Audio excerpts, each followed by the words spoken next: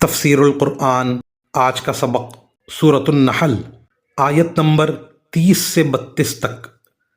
اعوذ باللہ من الشیطان الرجیم، بسم اللہ الرحمن الرحیم۔ وقیل الذین اتقوا ماذا انزل ربکم قالوا خیرا للذین احسنوا فی هذه الدنیا حسنہ وَلَدَارُ الْآخِرَةِ خَيْرٌ وَلَنِعْمَ دَارُ الْمُتَّقِينَ جَنَّاتُ عَدْنٍ يَدْخُلُونَهَا تَجْرِي مِن تَحْتِهَا الْأَنْهَارُ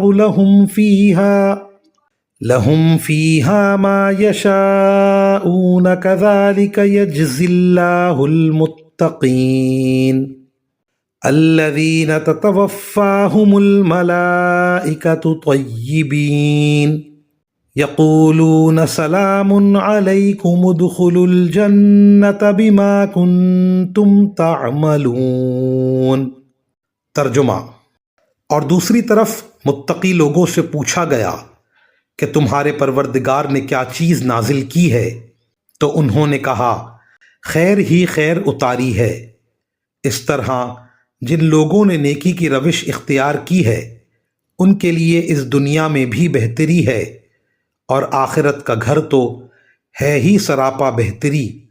یقیناً متقیوں کا گھر بہترین ہے، ہمیشہ ہمیشہ بسنے کے لیے وہ باغات جن میں وہ داخل ہوں گے، جن کے نیچے سے نہریں بہتی ہوں گی، اور وہاں جو کچھ وہ چاہیں گے انہیں ملے گا۔